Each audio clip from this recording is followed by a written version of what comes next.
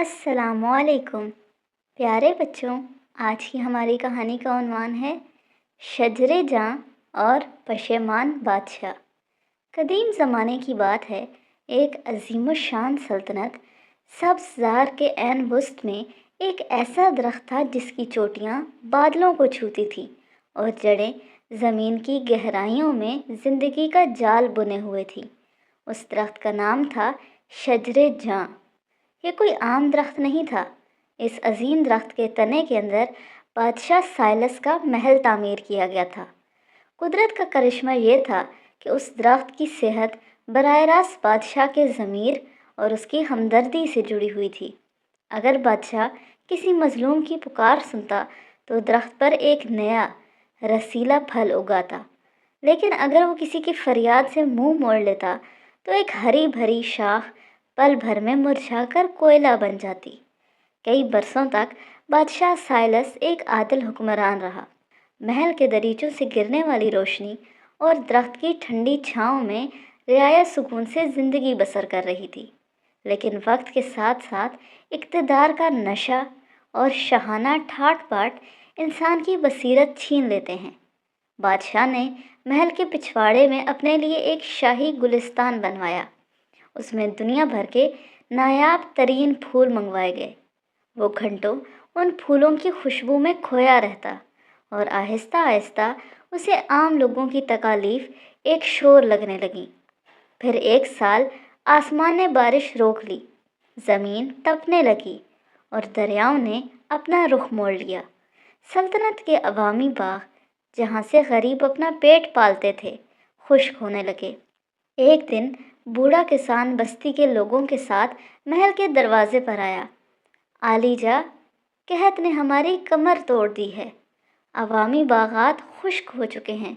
اگر آپ شاہی نہر کا رخ ان باغات کی طرف موڑ دیں تو ہزاروں زندگیاں بچ سکتی ہیں۔ بادشاہ سائلس نے اپنے سرسبز شاہی گلستان کی طرف دیکھا، جہاں نایاب گلاب کھل رہے تھے، اور پھر ان خشک حال کسانوں کی طرف۔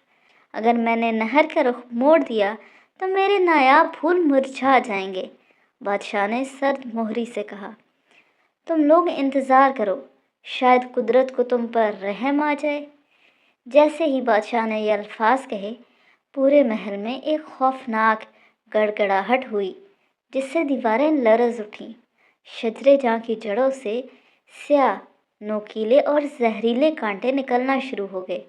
یہ ہرس کے کانٹے تھے۔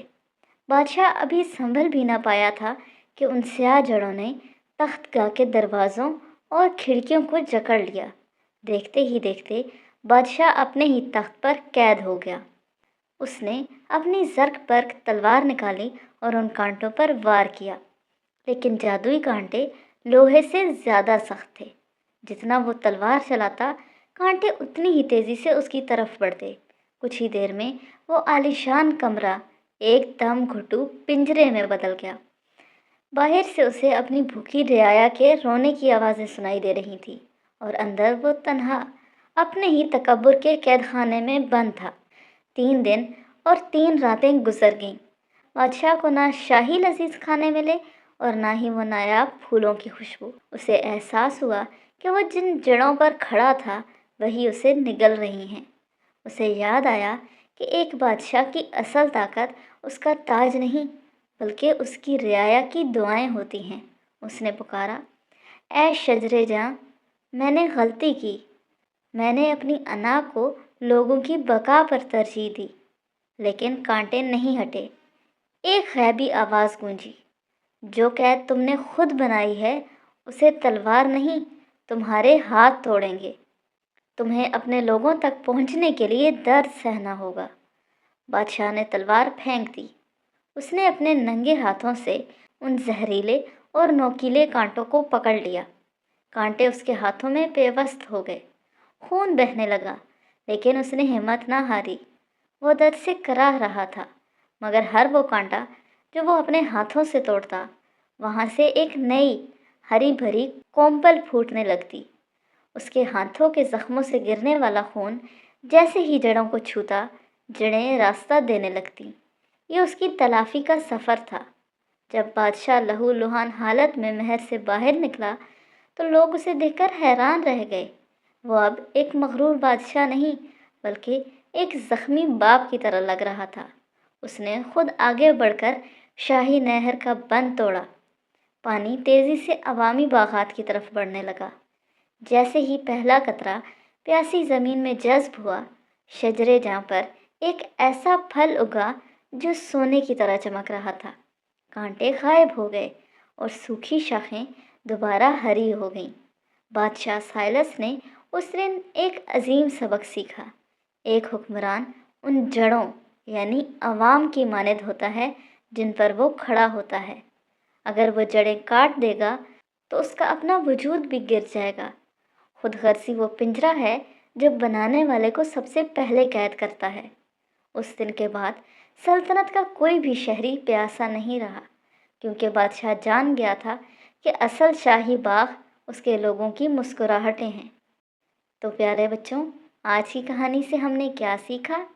آج کی کہانی سے ہم نے یہ سیکھا کہ انسان کی اصل خوبصورتی اور طاقت اس کے عہدے، دولت یا اختیار میں نہیں، بلکہ اس کے دل، نیت اور دوسروں کے لیے احساس میں ہوتی ہے۔ خود غرضی آخرکار ہمیں ہی نقصان دیتی ہے۔ بادشاہ نے صرف اپنے فائدے کا سوچا تو وہ خود قید ہو گیا۔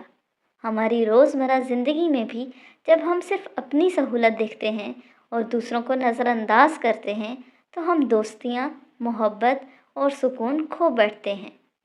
دوسروں کا خیال رکھنا اصل طاقت ہے۔ جو شخص کمزور کی مدد کرتا ہے وہی اصل میں مضبوط ہوتا ہے، چاہے وہ کسی دوست کا دکھ بانٹنا ہو، بہن بھائی سے چیزیں شیئر کرنا ہو یا کسی کو معاف کرنا۔ یہ سب ہمیں بڑا انسان بناتے ہیں۔ غلطی مان لینا کمزوری نہیں، بہادری ہے۔ بادشاہ نے اپنی غلطی تسلیم کی اور درد برداشت کیا۔ اسی طرح اگر ہم اپنی غلطی مان لیں، معافی مانگ لیں اور خود کو بہتر بنانے کی کوشش کریں تو ہم سیکھتے اور آگے بڑھتے ہیں۔ قربانی کے بغیر بہتری ممکن نہیں۔ بادشاہ کے ہاتھ زخمی ہوئے مگر سلطنت بچ گئی۔ روزمرہ زندگی میں بھی کبھی ہمیں اپنی ضد، آرام یا پسند چھوڑنی پڑتی ہے تاکہ سب خوش رہ سکیں۔ نیک نیت سے کیا گیا کام ہمیشہ پھل دیتا ہے۔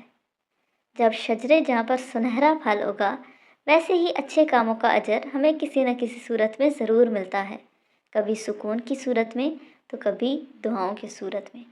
اگر ہم چاہتے ہیں کہ ہماری زندگی ہری بھری رہے تو ہمیں دوسروں کے لیے بھی سایہ بننا ہوگا، کیونکہ جو دلوں کو پانی دیتا ہے اس کا اپنا دل کبھی سوکھتا نہیں۔